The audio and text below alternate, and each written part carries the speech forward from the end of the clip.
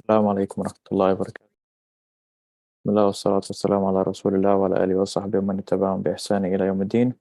Inshallah, today we continue the story of Prophet Ibrahim. We'll first begin with a quick recap on what we discussed before, and inshallah, we'll continue from there. So with the story of Prophet Ibrahim, we mentioned last time how he was born in this city that were mainly worshipping idols, devoting themselves to these statues that they have created, and that was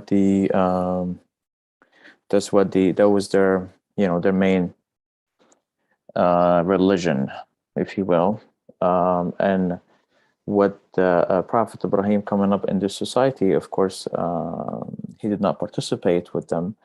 And he tried much, questioning why they're worshiping these idols that can't help them and can do nothing for them. Asking can these idols eat? Can they drink? Can they speak? Can they hear? So why would we worship them if they can't do, basic functions like human beings can? And we said that he grew up to a father that was a creator of statues himself, and how his father had issues with him later on when he discovered that Prophet Ibrahim was questioning the existence of the idols and if they are real gods and so on. And Prophet Ibrahim would start to speak to his father, debating him about the idols. But of course, his father was extremely upset about him talking about the idols, and he threatened him to kill him. And we know how Prophet Ibrahim continued on calling the people of the city, and this had led to nowhere. Nobody was listening to him, which led him to start debating them, talking about the moon and talking about the sun, talking about the stars, saying, okay, maybe the star is the god, maybe the moon is the god, maybe the sun is the god. Every time he sees one and one disappears, it's like, okay, maybe it's not this one, maybe it's that one, until Prophet Ibrahim finally had said that, we should be worshiping the God who created everything, the one we cannot see, the one who created the sun and the moon and everything. So what he had done is, but even though because his tactic did not really work, Prophet Ibrahim had decided to teach them a lesson or try to make a point for them. And what he did was he had waited until the time, like we said, of the celebration that they had. And Prophet Ibrahim took an axe and went to the idols, broke the idols, and kept only the biggest one of them. And when they returned and they found the idols all broken up, he said, who did this to our gods?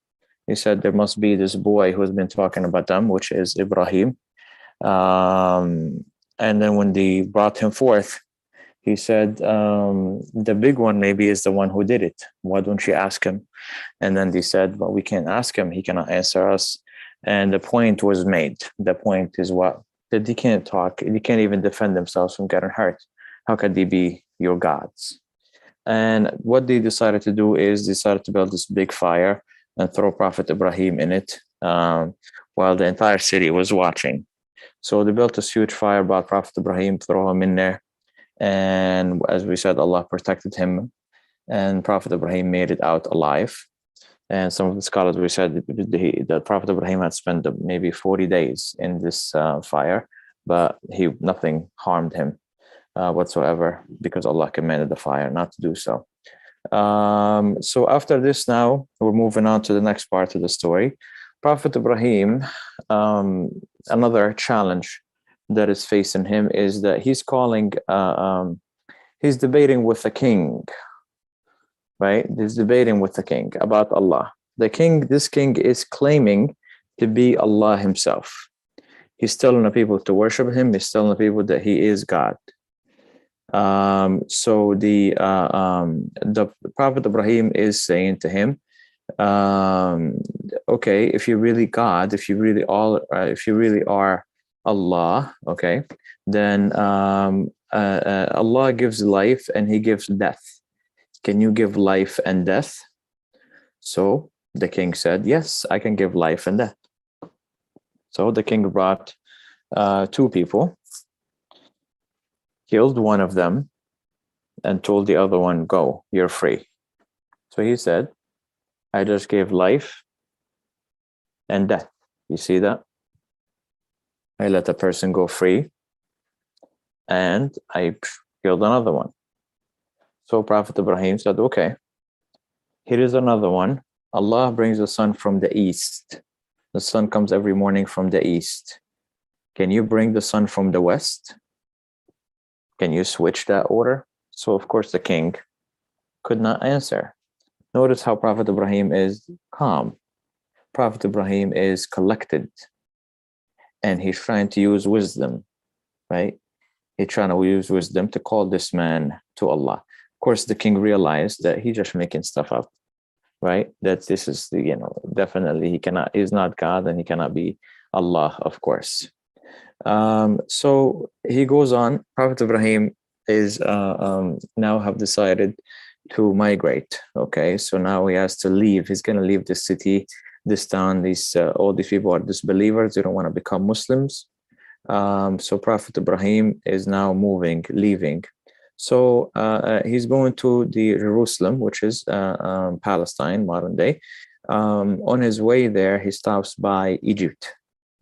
And when he stops there, he finds that there is a tyrant king there, right? A very bad king.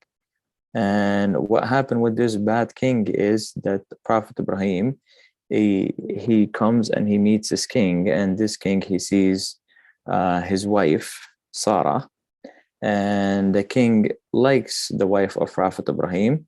So Prophet Ibrahim wanted to protect his wife. So when they asked him, who is she to you?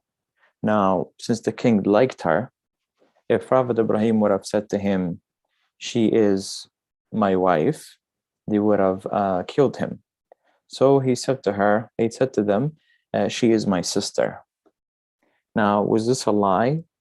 Was Sarah actually the sister of Prophet Ibrahim? She is a sister in Islam. They're both the believers.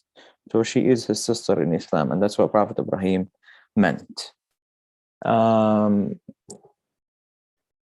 Before we continue on the journey, what happened was when he discovered, okay, she's a sister, okay, he let him go. He does not kill Prophet Ibrahim. What happened was Prophet Ibrahim now with his wife, this king tried to touch his wife, Sarah. And when he tried to touch her, she started to invoke on Allah, ask Allah to protect her from him, right? And when this king would try to touch her, then as soon as he would try to touch her, the king would start to go into like a seizure format. So like start to move like this, fall on the floor. He's unable to move his arms and legs that are shaking, right? He's unable to do anything.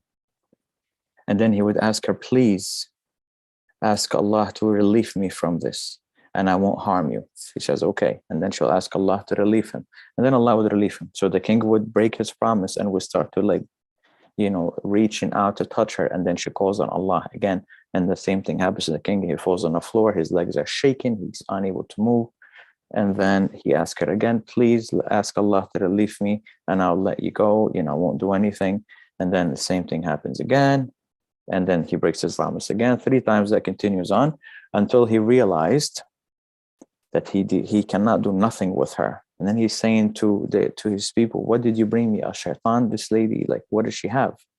What kind of ability does this lady have? Okay.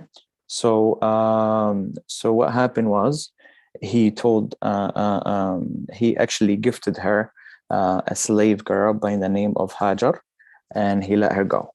And she left her and Prophet Ibrahim. They move on, they carry on to Jerusalem, okay, to Palestine, modern day, and they remain there.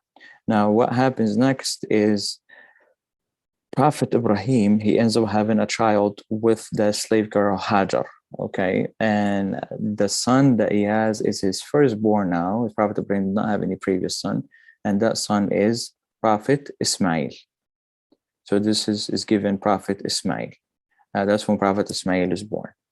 And after that is the continuation of the story. That's what we talked about before, if you remember, this is the first story that we actually discussed, which is Prophet Ismail and Hajar, his mom, when Prophet Ibrahim had taken them, because he was commanded, as when Prophet Ismail was a child, he was commanded by Allah to leave them in the desert, right? So then Prophet Ibrahim, he takes them to the desert where Allah commanded him to take them. He leaves them there. They remain there for some time.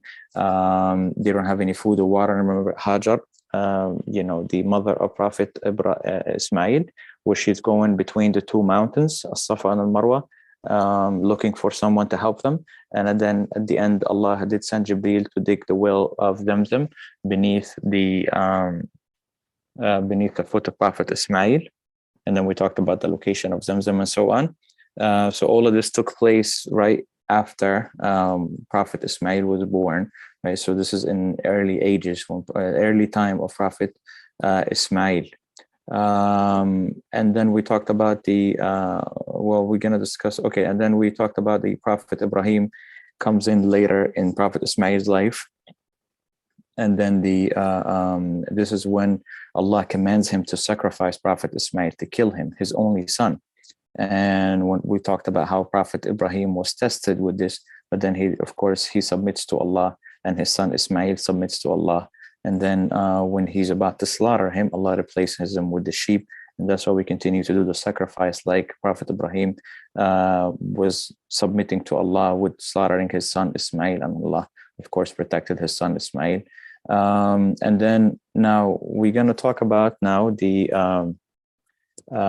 continuation of this now is we're going to continue with Prophet Ibrahim. This is towards the end now. We're going to talk about the end of his life, and we will talk about an incident that's going to take place between him and his nephew, Prophet Lut, which is actually going to spill into another story that we're going to be discussing, inshallah. So this is the segment that we wanted to cover today, this part here about Prophet Ibrahim and his migration to this area that we talked about in Palestine, and him stopping in Egypt. Quick couple of lessons that we can see driven here from this the part of the story that we've seen here, the wisdom of Prophet Ibrahim. And you can see that from the previous part of the story and this part as well, right? Which is like the way he was calling the king. You see, he was using a lot of wisdom, right? Trying to have a plan of how to call him. He could have said, "Hey, you're not a god. How could you see such a thing? This is very terrible. You're not, God, you're a human being." But he's calmly speaking to him, and he's going along with what the guy is saying.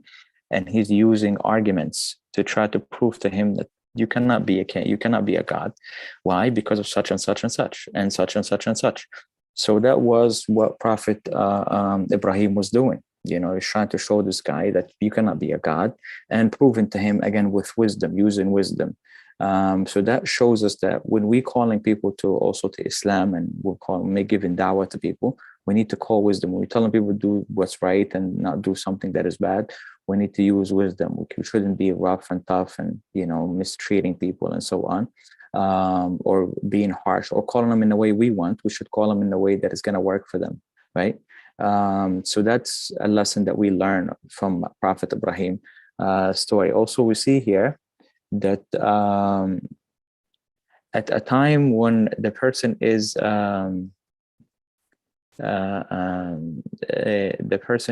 in dire need, like we see in the wife of Prophet Ibrahim, Sarah. She was in a very difficult situation with the king, and she called upon Prophet Ibrahim she called upon Allah to help her, and Allah did protect her. Like we said, what happened to the king. So that is conviction in Allah. That is trust in Allah. She's calling Allah, believing that for sure that Allah can help her, right? And Allah did not let her down, and did physically, get this man right away, right? So you can see here that her trust in Allah protected her from this man who was trying to, harm her and stuff. Also, we see here that this was a means of her success. She even got a slave girl from him, and they were all protected, and nothing harmed them. Allah protected them 100% in every way, shape, or form, right? So you see here that it's not just Prophet Ibrahim, but the whole family, right? Even the slave girl, which is Hajar, the ended up in the desert, as we see there, the mother of Ismail, her trust in Allah. We talked about that last time. I mean, not last time. One of the previously we did talk about this. So you see here, the family of Ibrahim have complete conviction in Allah. Also, the time when he said, Prophet Ibrahim said, "She is my sister," he said to her during that time, he says, "There is no Muslims on earth right now except me and you. So you are my sister in Islam." And the point is, Prophet Ibrahim is alone. He doesn't have anybody, right? Nobody is with him except her. No other Muslims are with him. And that shows difficulty, even though there was no Muslims with him, he didn't back down. He's still holding on tight. He was still holding on tight. And this did not discourage him. The fact that everybody else is not a Muslim, but he's the only one, that did not discourage him. Okay, that did not discourage him. So now here, the other lesson that we learned from this here is Allah tested Prophet Ibrahim with his son.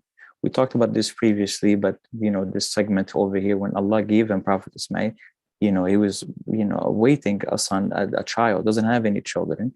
And you see here that when Allah told him give him up, he gave him up, right? Like when he asked him to slaughter his own son, he was ready to do it, right? And that shows, of course, the commitment of Prophet Ibrahim, the true submission of Prophet Ibrahim to his Lord, right? How much Prophet Ismail meant to him, and how difficult was it to leave him in the desert? How, like, he didn't even get to have him for that long, but then he's asked to leave him in the desert, and he does, right? And that shows a true submission here on Prophet Ibrahim's part. And that's how we should be acting, with our whole life, right? And that's what a Muslim is. What does Islam mean? Submission. We talked about that before. Submitting to Allah, not doing what I want, but doing what Allah wants.